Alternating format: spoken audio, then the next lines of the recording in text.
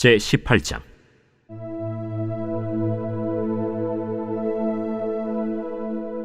이에 다윗이 그와 함께한 백성을 찾아가서 천부장과 백부장을 그들 위에 세우고, 다윗이 그의 백성을 내보낼세 3분의 1은 요압의 휘하에, 3분의 1은 스루야의 아들 요압의 동생 아비새의 휘하에 넘기고, 3분의 1은 가드 사람 이때의 휘하에 넘기고, 왕이 백성에게 이르되, 나도 반드시 너희와 함께 나가리라. 백성들이 이르되, 왕은 나가지 마소서. 우리가 도망할지라도 그들은 우리에게 마음을 쓰지 아니할 터이요, 우리가 절반이나 죽을지라도 우리에게 마음을 쓰지 아니할 터이라. 왕은 우리 10,000명보다 중하시오니 왕은 성읍에 계시다가 우리를 도우심이 좋으니이다. 너희가 좋게 여기는 대로 내가 행하리라 하고 문 곁에 왕이 섬에 모든 백성이 100명씩 1000명씩 대를 지어 나가는지라. 왕이 요압과 아비새와 이때에게 명령하여 이르되, 나를 위하여 젊은 압살롬을 너그러이 대우하라 하니, 왕이 압살롬을 위하여 모든 군 지휘관에게 명령할 때 백성들이 다 들으니라. 이에 백성이 이스라엘을 치러 들로 나가서 에브라임 수풀에서 싸우더니, 거기서 이스라엘 백성이 다윗의 부하들에게 패하매, 그날 그곳에서 전사자가 많아 20,000명에 이르렀고, 그 땅에서 사면으로 퍼져 싸웠으므로 그날에 수풀에서 죽은 자가 칼에 죽은 자보다 많았더라. 압살롬이 다윗의 부하들과 마주치니라. 압살롬이 노새를 탔는데 그 노새가 큰 상수리나무 번성한 가지 아래로 지날 때 압살롬의 머리가 그 상수리나무에 걸리매, 그가 공중과 그 땅 사이에 달리고 그가 탔던 노새는 그 아래로 빠져나간지라. 한 사람이 보고 요압에게 알려 이르되, 내가 보니 압살롬이 상수리나무에 달렸더이다. 요압이 그 알린 사람에게 이르되, 네가 보고 어찌하여 당장에 쳐서 땅에 떨어뜨리지 아니하였느냐? 내가 네게 은 10개와 띠 하나를 주었으리라. 내가 내 손에 은 1,000개를 받는다 할지라도 나는 왕의 아들에게 손을 대지 아니하겠나이다. 우리가 들었거니와 왕이 당신과 아비새와 이때에게 명령하여 이르시기를 삼가 누구든지 젊은 압살롬을 해하지 말라 하셨나이다. 아무 일도 왕 앞에는 숨길 수 없나니 내가 만일 거역하여 그의 생명을 해하였더라면 당신도 나를 대적하였으리이다. 나는 너와 같이 지체할 수 없다 하고 손에 작은 창 셋을 가지고 가서 상수리나무 가운데서 아직 살아있는 압살롬의 심장을 찌르니, 요압의 무기를 든 청년 10명이 압살롬을 에워싸고 쳐 죽이니라. 요압이 나팔을 불어 백성들에게 그치게 하니 그들이 이스라엘을 추격하지 아니하고 돌아오니라. 그들이 압살롬을 옮겨다가 수풀 가운데 큰 구멍에 그를 던지고 그 위에 매우 큰 돌무더기를 쌓으니라. 온 이스라엘 무리가 각기 장막으로 도망하니라. 압살롬이 살았을 때 자기를 위하여 한 비석을 마련하여 세웠으니 이는 그가 내 이름을 전할 아들이 내게 없다 하고 말하였습니다. 그러므로 자기 이름을 기념하여 그 비석에 이름을 붙였으며 그 비석이 왕의 골짜기에 있고 이제까지 그것을 압살롬의 기념비라 일컫더라. 사독의 아들 아히마아스가 이르되, 청하건대 내가 빨리 왕에게 가서 여호와께서 왕의 원수 갚아주신 소식을 전하게 하소서. 요압이 그에게 이르되, 너는 오늘 소식을 전하는 자가 되지 말고 다른 날에 전할 것이니라. 왕의 아들이 죽었나니 네가 오늘 소식을 전하지 못하리라. 요압이 구스 사람에게 이르되, 네가 가서 본 것을 왕께 아뢰라. 구스 사람이 요압에게 절하고 다름질하여 가니 사독의 아들 아히마아스가 다시 요압에게 이르되, 청하건대 아무쪼록 내가 또한 구스 사람의 뒤를 따라 달려가게 하소서. 내 아들아, 너는 왜 달려가려 하느냐? 이 소식으로 말미암아서는 너는 상을 받지 못하리라. 하되 그가 한사코 달려가겠노라 하는지라. 요압이 이르되, 그리하라. 아히마아스가 들길로 다름질하여 구스 사람보다 앞질러 가니라. 때에 다윗이 두 문 사이에 앉아있더라. 파수꾼이 성문 위층에 올라가서 눈을 들어보니 어떤 사람이 홀로 달려오는지라. 파수꾼이 외쳐 왕께 아뢰매 왕이 이르되, 그가 만일 혼자면 그의 입에 소식이 있으리라 할 때에 그가 점점 가까이 오니라. 파수꾼이 본즉 한 사람이 또 달려오는지라. 파수꾼이 문지기에게 외쳐 이르되, 보라! 한 사람이 또 혼자 달려온다. 그도 소식을 가져오느니라. 내가 보기에는 앞선 사람의 다름질이 사독의 아들 아히마아스의 다름질과 같은 이이다. 그는 좋은 사람이니 좋은 소식을 가져오느니라. 아히마아스가 외쳐 왕께 아뢰되 평강하옵소서. 왕 앞에서 얼굴을 땅에 대고 절하며 이르되 왕의 하나님 여호와를 찬양하리로소이다. 그의 손을 들어 내 주왕을 대적하는 자들을 넘겨주셨나이다. 젊은 압살롬은 잘 있느냐?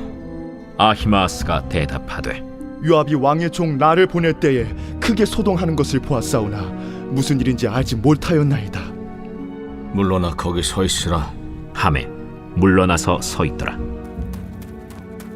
구스 사람이 이르러 말하되 내 주 왕께 아랠 소식이 있나이다. 여호와께서 오늘 왕을 대적하던 모든 원수를 갚으셨나이다. 젊은 압살롬은 잘 있느냐? 내 주 왕의 원수와 일어나서 왕을 대적하는 자들은 다 그 청년과 같이 되기를 원하나이다. 왕의 마음이 심히 아파 문 위층으로 올라가서 우니라. 그가 올라갈 때 말하기를 내 아들 압살롬아, 내 아들 압살롬아, 차라리 내가 너를 대신하여 죽었다면 압살롬 내 아들아, 내 아들 압살롬아, 내 아들아 하였더라.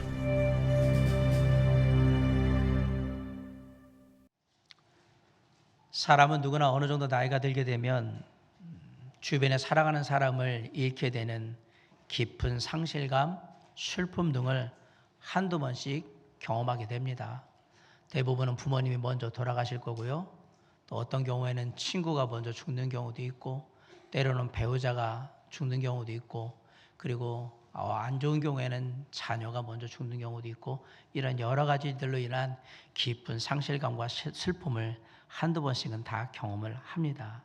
그럴 때마다 사람들은 그 슬픔을 처리하고 표현하는 방법들이 각기 다르기 때문에 어떤 사람은 얼마간의 시간이 지나면 조금씩 다시 일상의 삶을 회복하는 경우도 있지만, 어떤 사람들은 그 상실감이나 슬픔이 너무나도 깊어서 오랜 시간 동안 그곳을 벗어나지 못하는 모습을 보이기도 합니다. 인생에 주어지는 슬픔은 파도와 같다라는 말이 있습니다.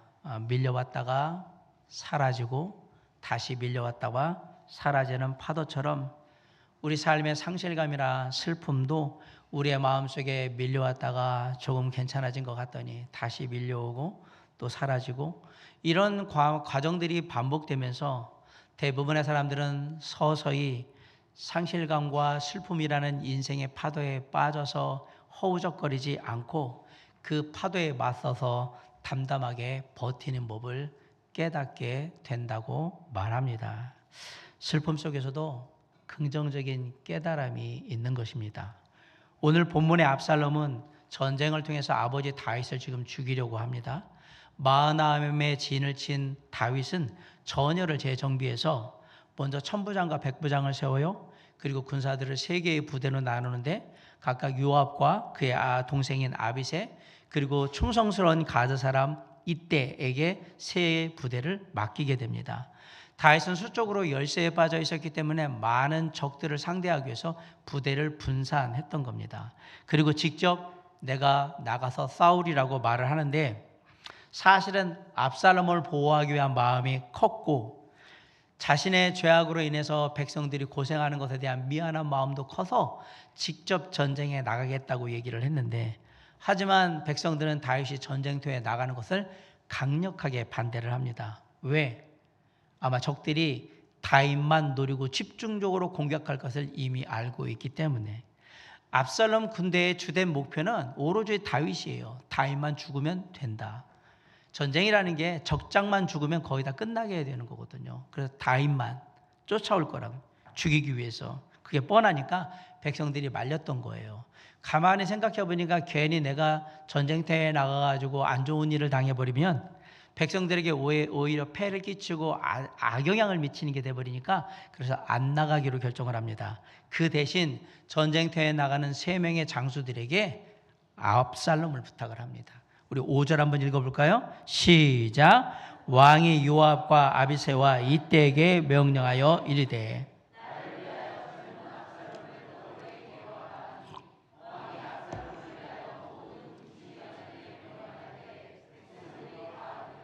네. 자신이 죽든 압살롬이 죽든 둘 중에 하나는 죽어야 전쟁이 끝난다는 사실을 누구보다도 잘 아는 다윗은 왜 이런 말도 안 되는 부탁을 했을까요? 둘 중에 하나는 죽어야 돼요. 근데 살기를 바라잖아요, 지금. 그만큼 다윗은 굉장히 혼란스러운 상태에 있는 겁니다. 머리로는 이해가 가요. 저긴 적이고 죽여야만 되는 거예요. 그런데 마음은 그렇지 않은 거예요. 적이기 이전에 아들이잖아요. 사랑하는 아들이거든요. 다윗은 굉장한 갈등에 지금 빠져 있습니다.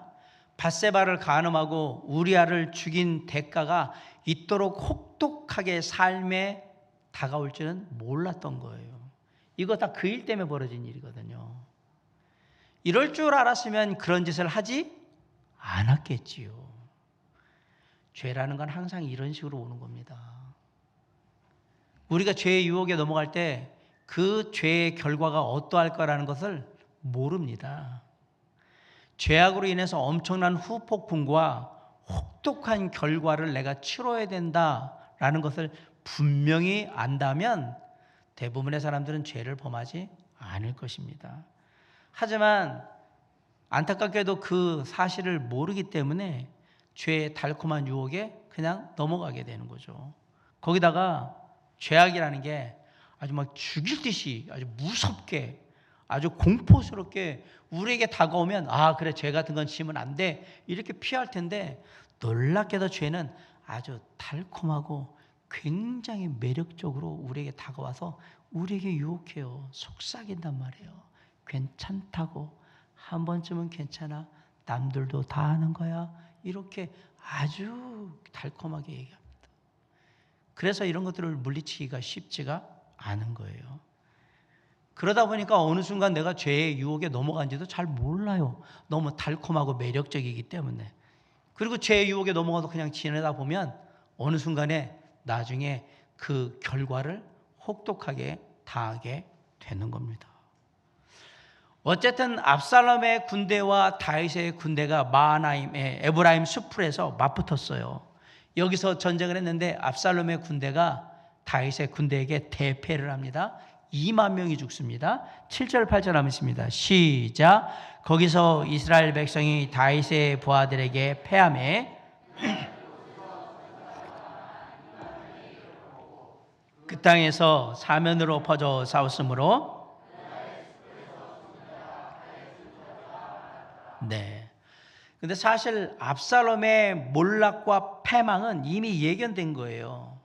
압살롬은 하나님이 세우신 왕을 대적해서 스스로 왕이 되려고 했습니다. 그건 하나님의 권위를 무시한 거고요. 아버지의 후궁들하고 동침을 하잖아요. 그건 하나님의 율법, 말씀을 또 무시한 거예요. 자신의 인기와 영광을 위해서 그냥 이 모든 일을 하고 있는 거예요. 왕이 되고자 하는 거예요. 하나님은 이렇게 하나님을 대적하고 하나님의 말씀을 무시하며 하나님의 방법을 따르지 않는 그리고 오직 자신의 욕망만을 이루려고 달려가는 그러한 사람들을 결국 멸망하게 만드시는 분이라는 사실을 알게 되는 겁니다. 결국 패배한 압살롬은 어떻게 됐을까요? 죽임을 당하게 됩니다. 우리 9절 한번 읽겠습니다. 시작. 압살롬이 다윗의 부하들과 마주치니라.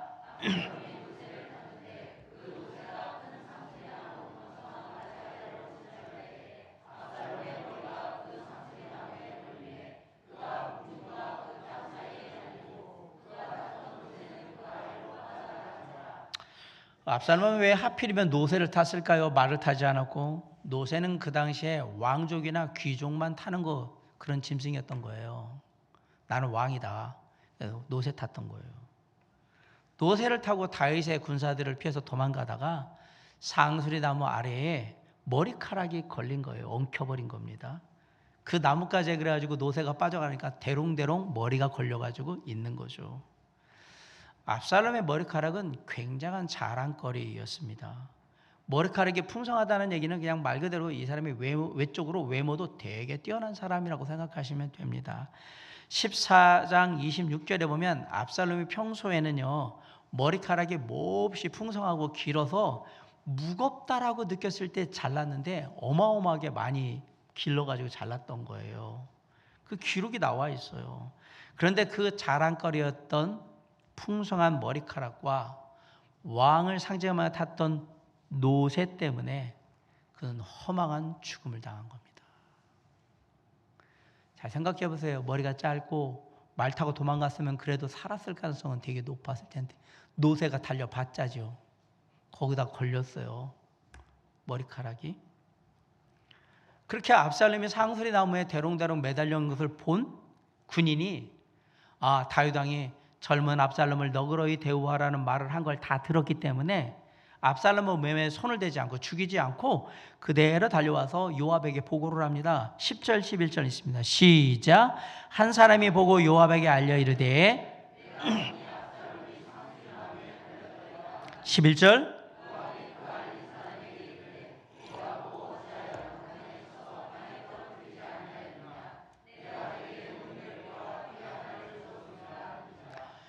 요압의 그 사실을 보고한 군사한테 왜 바로 죽이지 않냐고 호통을 친 거예요. 압살롬을 살려주는 것은 왕의 명령에 대한 순종은 맞지만 국가적으로는 아주 위험한 짓이라고 생각한 겁니다. 왜? 압살롬 살아있으면 나중에 또 언제 반역할지 모르니까 죽여야 된다고 생각하는 거예요. 따라서 압살롬이 죽어야만 이 전쟁이 끝난다라고 요압은 생각하는 겁니다. 그런데 그 군인이 아주 지혜롭게 상황 판단을 하고 말을 해요. 12, 13절 한번 볼게요. 시작.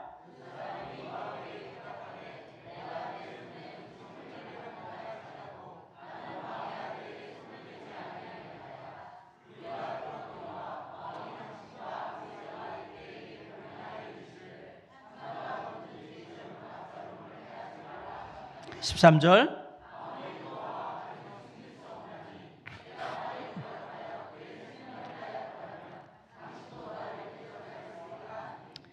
이 군인이 뭐라고 하냐면 나중에 압살롬을 죽인 게 문제가 될 경우에 당신이 그 모든 책임을 나한테 다 뒤집어 씌울 것을 제가 합니다. 그 얘기한 거예요. 저는 그래서 어떤 보상보다도 왕이 하신 명령이 중요하다고 생각합니다. 저는 그걸 따르겠습니다. 아니 이 군인이 너무 지혜롭게 대답을 하니까 요압이 당황을 했어요. 그래서 안 되겠다. 내가 직접 가서 처리를 해야 되겠다. 그리고 요압이 압살롬에게 갑니다. 그리고 압살롬의 심장을 찌르거든요. 14절 15절 봅니다. 시작. 요압이 이르되 나는 너와 같이 지체할 수 없다 하고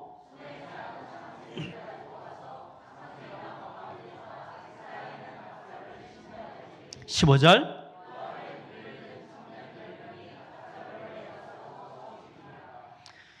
여기서도 요압이 얼마나 비열한 사람인가를 우리가 봐야 합니다. 보고했던 군인한테 왜 바로 안 죽였냐고 가서 네가 죽여. 저는 못 죽입니다. 딱 그러니까 알았어. 그럼 내가 가야지. 일단 가는데요. 그리고 심장을 찌릅니다. 죽이지 않습니다. 어떻게 해요? 자기의 부하들 10명이 쳐서 죽이도록 만듭니다. 나중에 압살롬 죽인 게 문제가 되면 뭐라고 얘기하죠? 저는 안 죽였는데요. 제 부하들 10명이 죽였습니다. 잘 보세요. 요압은 끝까지 자신이 책임질 일이 없도록 다 만든 정말 비열한 사람이에요. 그래서 비참하게 나중에 죽는 거예요. 그리고 압살롬이 이제 죽은 다음에 더 이상 전쟁할 필요가 없잖아요. 적의 수장이 죽었으니까. 그래서 이제 싸움을 중단하고 나팔을 부게 됩니다. 전쟁이 끝납니다. 그리고 압살롬의 시신을 어떻게 하느냐? 전쟁터에는 큰 구덩이에다가 그냥 놓고 거기다 돌무더기를 크게 쌓아서 그냥 넣어버린 겁니다. 그렇게 16, 17절 시작. 요압이 나팔을 불어 백성들에게 그치게 하니 17절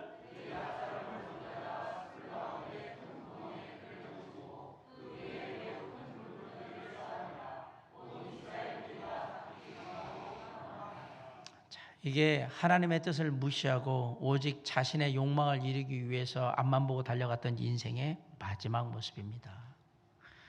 압살롬은 누구도 어딘지 아무도 기억할 수 없는 이름 모를 구덩이에 그냥 묻혀버린 거예요. 비참하잖아요. 이게 왕의 신분에 전혀 걸맞지 않는 죽음이잖아요. 왕이나 왕자였다면 최소한 예루살렘으로 그 시신을 인도해서 거기서 장례를 치르고 마무리를 해야죠. 근데 봐보세요. 그냥 전쟁터에 있던 구덩이에다 넣어가지고 돌싸 못 썰었어요. 더 비참한 건 18절의 기록 때문에 더 비참합니다. 18절 다 같이 읽습니다. 시작. 압살롬이 살았을 때에 자기를 위하여 한 비석을 마련하여 세웠으니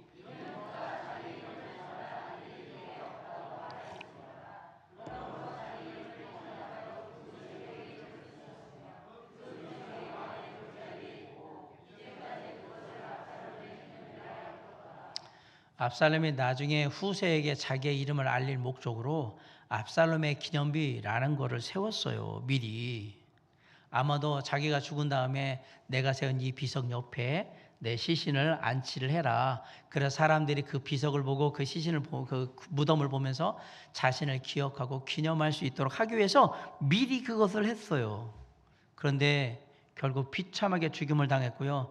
비석 근처에 가보지도 못하고 어딘지도 모를 그 구덩이에 그냥 파묻혀 버립니다. 얼마나 비참합니까? 그렇게 전쟁은 마무리가 됩니다. 이에 사독의 아들 아히마아스가 승리의 소식을 다윗 왕에게 전하러 가려고 합니다. 그런데 아히마아스가 다윗에게 승전 소식을 전하는 건 합당하지 않다라고 요압이 생각해서 막았어요. 왜냐하면 아히마아스는 지금까지 좋은 소식만 전해왔던 부하인데 아히마아스가 가면 다윗 왕이 혹여라도 압살롬이 살아있을 거라는 그런 생각을 갖게 되면 안 되니까 너는 안 돼. 그래서 적합하지 않다고 생각한 거예요. 그래서 뭐냐면 구스 사람한테 네가 가라. 네가 가서 소식을 전해라. 그러면 구스 사람이 오면 다윗 생각할 때 아히마아스가 안 오고 외국인이 오는 거 보니까 뭔가 안 좋은 일이 있는가 본데 이렇게 생각하고 충격을 좀 줄여줄 수 있지 않을까라고 생각해서 구스 사람 네가 가라고 얘기를 한 거예요. 그래서 구스 사람이 승전 소식을 전하러 갑니다. 그래도 아히마아스가 자기도 가겠다라고 계속해서 요청을 하니까 가라고 했어요. 23절 한번 봅시다. 시작. 그가 한사코 달려가겠노라 하는지라.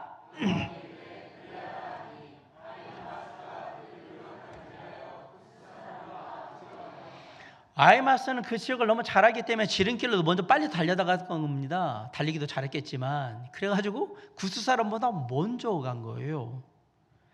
가만히 성문에 있던 파수꾼이 보니까 어떤 사람이 막 달려와요. 그래서 얘기한 거예요. 한 사람이 달려오고 있습니다라고 왕에게 전해졌는데 다윗 왕이 승리의 소식을 전하러 왔구나라고 생각합니다. 왜? 전쟁에 패했다면 한 사람이 올 게 아니라 막 패잔병들이 막 몰려올 텐데 이건 혼자 왔다라는 얘기는 전쟁에 이겼다는 소식을 빨리 전하기 위해서 한 사람이 왔다라고 판단을 한 거예요. 그렇게 들뜬 마음으로 좋은 소식인가 보네라고 기다리고 있는데 뒤에 또 한 사람이 따라오는 겁니다. 이 사람도 무슨 소식을 가져오나 보네 라고 생각을 했지요. 그리고 앞에 달려오던 전령을 보더니 사독의 아들 아히마아스 같습니다 라는 말을 듣자마자 와, 좋은 소식이 오나 보다 라고 생각한 거예요. 왜? 아히마아스는 항상 좋은 소식을 전하는 사람이었기 때문에. 예상대로 도착한 아히마아스에게 다윗에게 승전의 소식을 전합니다. 28절 시작. 아히마아스가 외쳐 왕께 아뢰되 평강하옵소서 하고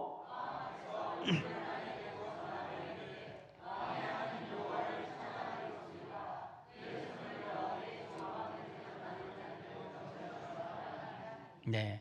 그런데 이렇게 와 있는 전령에게 다윗 왕이 제일 먼저 물어본 것은 압살롬의 안위에 대한 겁니다. 29절 있습니다. 시작.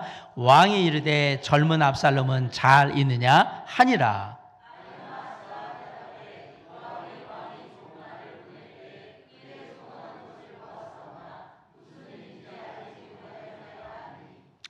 사실은 전령이 오면 그래 승전에서는 잘했다. 정말 수고 많았다. 그렇게 전해줘라. 그러면서 그 다음에 물어야 되는데 보자마자 누굴 뭐냐면 압살롬 괜찮냐고 물어본 거잖아요. 아버지에서의 부성애가 먼저 나온 거예요. 압살롬의 죽음이 다윗 왕에게 얼마나 큰 충격인지를 잘 아는 아히마아스는 잘 모르겠는데요 라고 대답을 회피합니다. 알고 있음에도 불구하고 얘기하지 않았어요. 그러자 그냥 모른다고 생각하니까 알았어, 그럼 뒤에 오는 사람한테 내가 물어볼게 라고 생각하고 아히마아스한테 물러나 있어 라고 얘기하고 두스 사람이 딱 당도하자마자 다윗 왕이 똑같이 묻습니다. 압살롬의 안위에 대해서. 자, 32절 있습니다. 시작. 왕이 구스 사람에게 묻되 젊은 압살롬은 잘 있느냐?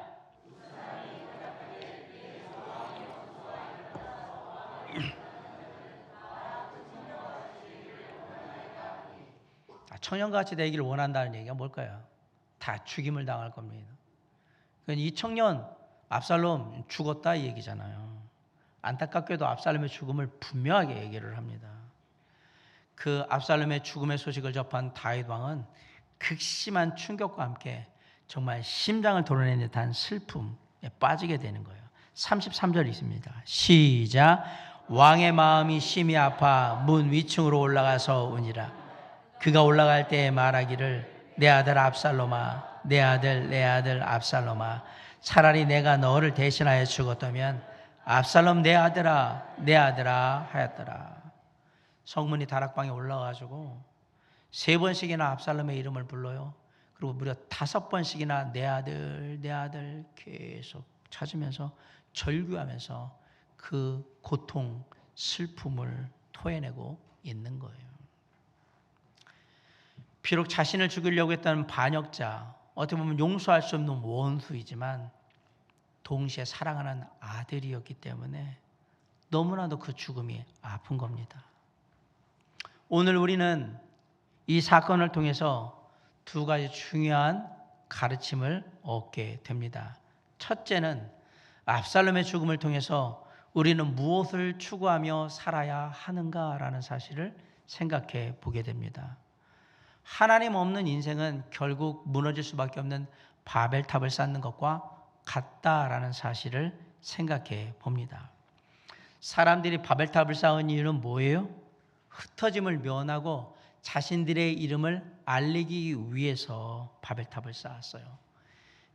크고 높은 탑을 쌓으면 거기에 많은 사람들이 들어가서 살 수 있으니까 흩어지지 않을 것이고, 크고 높은 탑을 쌓으면 홍수가 나도 웬만하면 물에 잠기지 않을 거니까 우리가 얼마나 똑똑하고 하나님 앞에 얼마나 대단하게 할 수 있는지를 보여줄 수 있는 그런 능력 많은 사람들인지 그것들을 알릴 수 있을 거라고 생각을 해요. 그런데 결국 인간이 쌓은 바벨탑은 하나님의 손에 무너져 내립니다.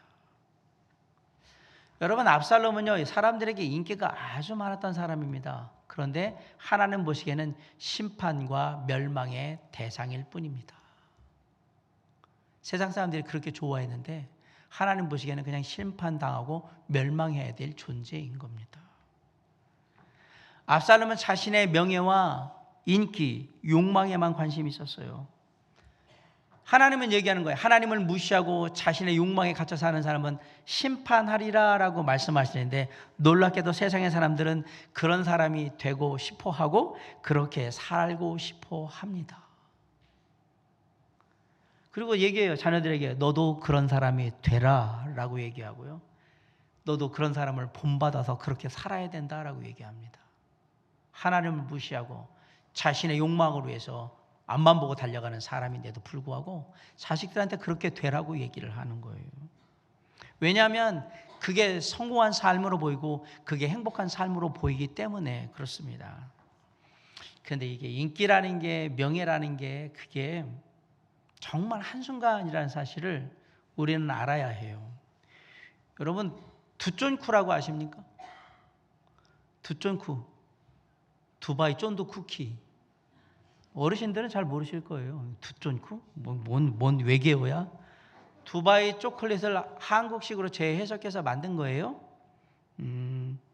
겉은 쫀득하고요, 속은 바삭해요. 피스타치오 같은 것들 안에 넣고 그래서 맛이 다 달라요. 저는 보기는 보았으나 먹으라고 받긴 받았으나 먹지 않았습니다. 혈당 스파이크의 최대 주적이기 때문에. 근데 이게 유명 연예인들이 막 SNS 올리고 그냥 막 뭐 품절나고 막 그러. 지금 두쫑쿠 쫀득쿠키 하나에 보통 10,000원, 8,000원, 10,000원 뭐 비싼 것도 더 하는 것 같아요. 그래요. 하나에 초콜릿 요만한 거 하나에. 2030 세대들이 나는 스몰 럭셔리, 돈 덜 들이고 내가 되게 럭셔리한 삶을 사는 것 같은 거, 그거를 하는 게 이거예요. 그래서 오픈런이에요. 이거 나가면 금방금방 막 오전에 다 소진되고 막 그럴 정도예요.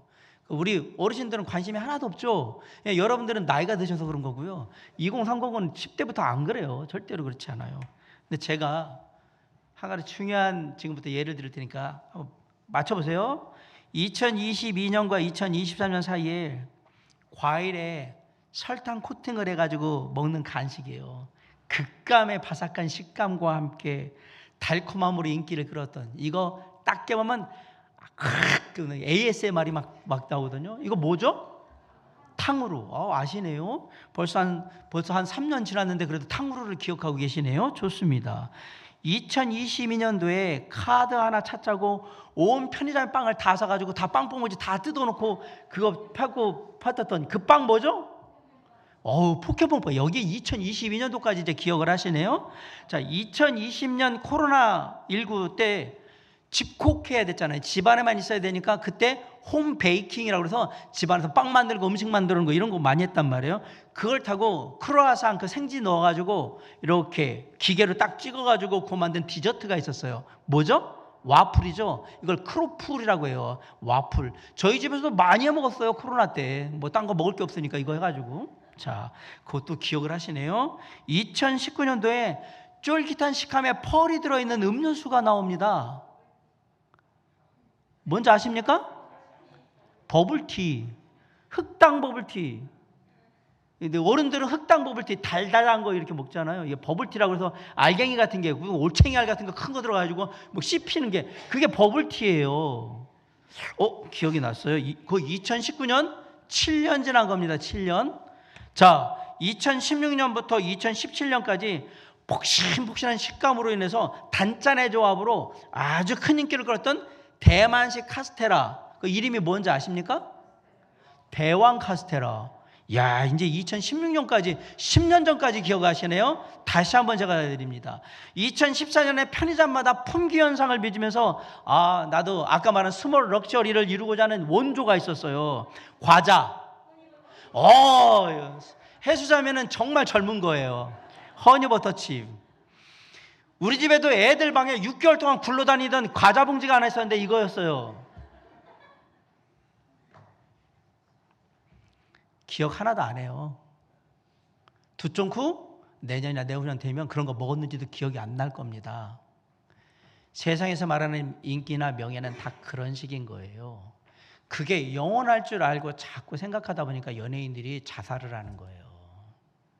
나는 죽을 때까지 인기를 누릴 줄 알았던 건데 그게 아니에요.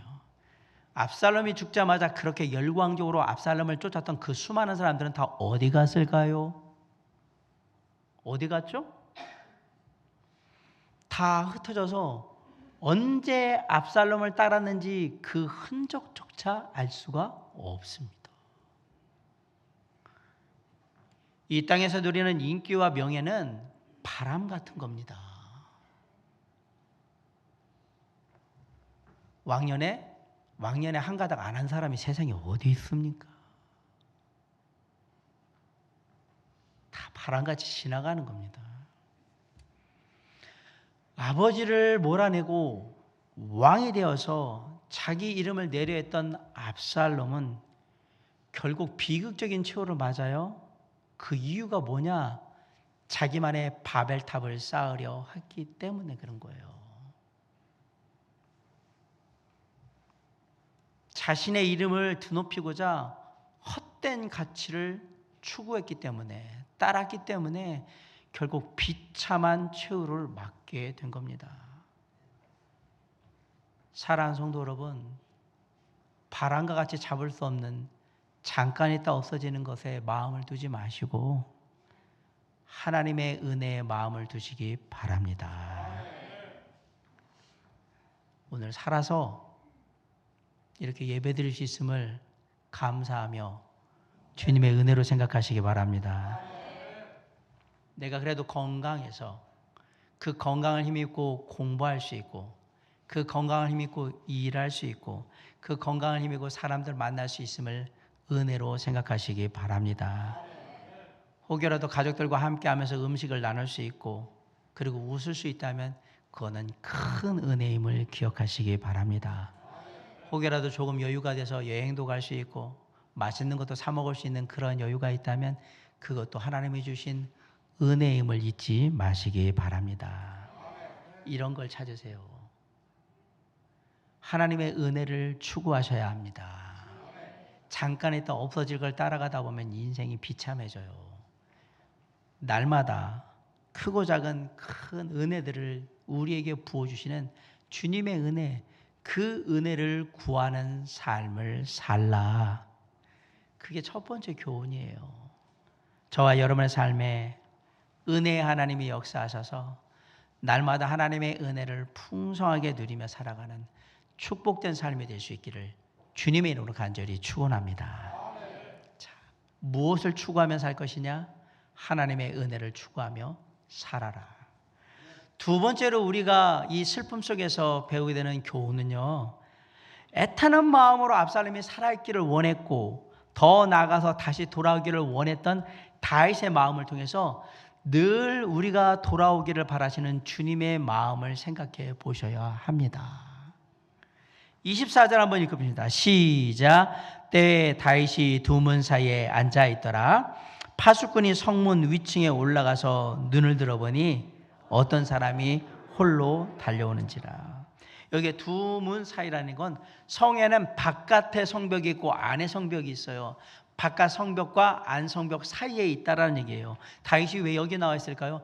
방에 앉아 있을 수가 없어요. 지금 마음이 너무 불안하고 초조하니까 하루 종일 파수꾼의 망대가 있는 가까이에서 계속해서 앉아 있었던 거예요. 혹시나 무슨 소식이 들려올까? 어떤 소식을 기다리고 있는 거죠? 물론 전쟁에 이겼으면 좋겠죠. 근데 다윗이 바라는 가장 중요한 소식은 뭡니까? 압살롬이 살아있느냐라는 생사여부에 관한 소식이 가장 중요한 거예요. 그래서 아히마아스와 구스 사람이 전령으로 왔을 때 놀랍게도 승전했냐 이걸 물어본 게 아니라 뭐부터 물어보냐면 압살롬이 살아있느냐, 괜찮냐부터 물어보잖아요. 살아서 그냥 포로로 잡혀오면 좋을 텐데 죽지 말고 그러면 어떻게든지 내가 살려줄 수 있을 텐데 이전에 있던 거 다 용서하고 다시 함께 할 수도 있을 텐데 근데 죽으면 진짜 안 되는데 이 마음이 너무나 간절하니까 방 안에 있지 못하고 성문 앞에 나와가지고 하루 종일 초조하게 언제나 저제 이제나 저제나 이 소식이 올까 그런 마음으로 있는 거예요. 제발 살아서만 돌아와 달라는 간절한 다윗의 마음이 담겨 있는 겁니다. 누가복음 15장에 가면 우리가 잘 아는 돌아온 탕자의 비유가 나옵니다. 아버지가 멀쩡하게 살아있는데 죽을 때 받아야 되는 유산을 미리 아버지가 죽은 것처럼 해가지고 다 받아가지고 나간 그 둘째 아들 탕자는 어떻게 되었습니까? 허랑방탕하면서 가지고 나간 재산을 다 탕진하게 되죠. 마침내 빈털터리 거지꼴이 돼가지고 먹을 게 없으니까 어디로 들어갔어요? 돼지 치는 돼지 막사에 들어가가지고 돼지가 먹는 쥐엄냠에 주워 먹고 있다가 그때 깨달아요. 아, 내가 잘못 생각했구나. 아버지 집에 있는 것이 나의 행복이었다. 그것을 깨달아요. 그리고 어떻게 합니까? 마침내 아버지 집으로 돌아오기를 결단하고 고향집을 향해서 나오죠. 누가복음 15장 20절이 이렇게 얘기합니다. 이에 일어나서 아버지께로 돌아가니라. 아직도 거리가 먼데 아버지가 그를 보고 축인이 여겨 달려가 목을 안고 입을 맞추니. 이제 마을 입구에 들어왔어요. 아버지도 연세가 있어서 노안이 있으실 텐데 놀랍게도 알아봐요. 매일 집을 나간 아들이 이제나 저제나 돌아올까 하며 마을 어귀에서 기다렸던 아버지는 금방 아들인 것을 알아봅니다. 처음 집에 나갔을 때는 삐까뻔쩍하게 좋은 옷 입고 나가는데 지금 저기 있는 사람은 빈털털에 거짓골을 하고 있는데도 불구하고 아들인 것을 금방 알아봅니다. 그리고 달려가는 거예요. 달려갔는데 저 앞에 있는데 역겨운 돼지우리 몸 닦지도 않고 살았던 그 역겨운 냄새가 확 옵니다. 그럼에도 불구하고 아버지는 그 더러운 냄새가 몸에 밴 더러운 아들을 꽉 끌어안으며 그 더러운 얼굴에 입을 맞춰요. 아들을 향한 아버지의 사랑을 이보다 더 진하게 표현한 성경의 이야기는 없어요.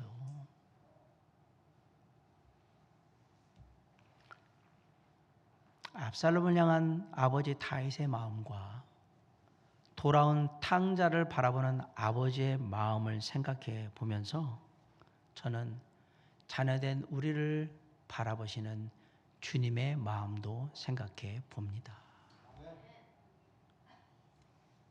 우리 주님께서는 하나님으로서 이 땅에 인간의 몸을 입고 오셔서 저와 여러분의 죄를 대신하기 위해 십자가에 달려 물과 피를 쏟으시고 찢기심으로 우리에게 구원과 영원한 생명을 허락해 주셨습니다. 우리 주님 예수 그리스도께서는 우리에게 모든 것을 다 주셨어요. 그 놀라운 은혜를 힘입고 우리는 하루하루 살아가고 있건만 우리의 마음과 생각은 여전히 세상을 향해 있고 육신의 즐거움과 기쁨을 사모하며 정작 우리 주님께 돌아갈 마음은 별로 없어 보입니다. 주님이 돌아오기를 바라시는데 안 가는 거예요.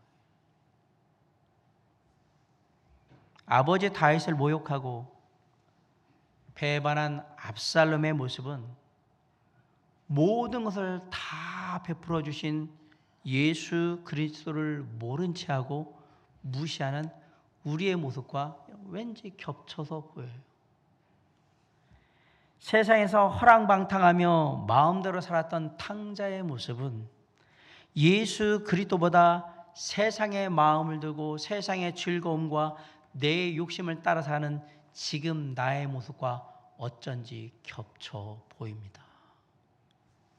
그런 우리를 여전히 사랑하시고 기다리시는 예수 그리스도의 마음을 조용히 묵상해 보면서 그 주님의 마음을 제대로 헤아리지도 못하고 아직도 돌아가지 않고 버티고 있는 우리의 연약함과 악함을 고백합니다. 하나님은 지금도 우리를 기다리고 계십니다. 이사야 30장 18절에 그러나 여호와께서 기다리시나니 이는 너에게 은혜를 베풀려 하심이요 일어나시리니 이는 너희를 긍휼히 여기려 하심이라. 여호와는 공의의 하나님이시라. 무릇 그를 기다리는 자는 복이 있도다. 하나님이 왜 우리를 기다리실까? 첫째, 우리에게 은혜를 베풀기 위해서 기다리신다. 은혜를 베풀기 위해서 기다리신대요. 오면 은혜 베풀어 주려고. 별 대단하지도 않은 우리 같은 사람들한테 은혜를 베풀어 주시기 위해서 주님은 우리를 기다리고 계신 겁니다. 두 번째, 우리를 긍휼히 여기시기 위해서 기다리고 계신다고 말씀하십니다. 하나님 입장에서 볼 때는 배은망덕하죠. 죄를 짓고 스스로 멸망길로 향해 가는, 그러면서도 뻔뻔스럽게 살아가는 인생인데 그런 우리를 불쌍히 여기시고 은혜를 베풀어 주시려고 하는 거예요. 그걸 긍휼히 여긴다. 너도 잘해보려고 하는 마음이 있었던 거 내가 다 알아. 근데 마음대로 마음먹은 대로 잘 안 됐던 거잖아. 그랬지? 괜찮아. 내가 다 충분히 이해해. 그게 주님의 마음이에요. 그 마음으로 기다리고 있는 거예요. 괜찮아. 나한테 돌아오면 돼. 괜찮아. 딴 데 가지 말고 나한테 돌아와라. 그게 주님의 마음이란 말입니다. 하나님은 언제나 우리를 이해해 주시고 언제나 우리를 동정해 주시고 그리고 우리의 연약함을 늘 잘 헤아려 주시는 분이에요. 좋으신 하나님입니다. 그 하나님을 우리는 여기서 뭐라는 긍휼히 여기시는 하나님이라고 부르는 겁니다. 마지막으로 하나님은 우리에게 복 주시기, 축복하시기 위해서 기다리십니다. 자, 무릇 그를 기다리는 자는 복이 있도다라고 했죠, 아까. 이 말은 하나님께서는 우리를 축복하시기 위해서 때를 기다리고 있는 거예요. 그리고 때가 딱 되면 우리를 축복하실 걸 가지고 우리에게 오실 거예요. 그렇게 하나님이 우리를 축복하러 오실 것을 믿어라. 믿고 기다려라. 그 자에게 축복이 있을 거다. 그 얘기하는 거예요. 하나님께 믿고 기다리라는 거, 그거 우리가 해야 될 일인 거예요. 아브라함 링컨 대통령이 미국을 이끌어갈 때에 가장 많이 묵상한 성경 구절이 있습니다. 시편 37편 7절, 여호와 앞에 잠잠하고 참아 기다리라. 여호와 앞에 잠잠하고 참아 기다리라. 왜? 축복의 하나님이 나에게 오실 것을 믿고 기다려라. 그 가장 많이 묵상한 성경 구절. 사랑하는 성도 여러분, 하나님이 우리를 기다리십니다. 우리를 특별히 사랑하시고 은혜 베풀기를 원하십니다. 우리의 모든 처지를 이해하시고 긍휼히 여기기를 원하십니다. 그리고 우리에게 놀라운 축복을 허락해 주시기를 원하십니다. 그게 우리 주님 예수 그리스도 하나님의 마음이란 사실을 잊지 마시고 그 마음을 깊이 헤아려 믿고 깨달아서 오늘도 하나님의 놀라운 은혜와 사랑과 축복을 내 것으로 만들고 은혜의 삶을 살아가는 저와 여러분이 될 수 있기를 주님의 이름으로 간절히 축원합니다. 기도하시겠습니다. 사랑과 은혜가 풍성하신 아버지 하나님, 이 시간 기도합니다. 오늘 압살롬과 다윗을 통해서 우리의 인생을 바라보며 우리가 무엇을 추구하며 살아야 되는지를 다시금 깨닫게 됩니다. 날마다 주님의 은혜를 따라 살게 하여 주시옵소서. 부족하고 연약하고 어리석고 죄악되지만 그런 우리를 사랑하셔서 늘 간절한 마음으로 은혜 베푸시기 위해서, 우리를 긍휼히 여겨주시기 위해서, 우리를 축복하시기 위해서 나를 기다리고 계신 주님, 우리 주 예수 그리스도, 그분께 나아가는 삶이 되길 원합니다. 우리 가운데 함께하여 주시옵시고 늘 주님의 은혜 가운데 살게 하여 주시옵소서. 주께서 이룰 줄 믿고 맡겨며 감사할 때 예수 그리스도 이름으로 간절히 기도를 삼나이다. 아멘.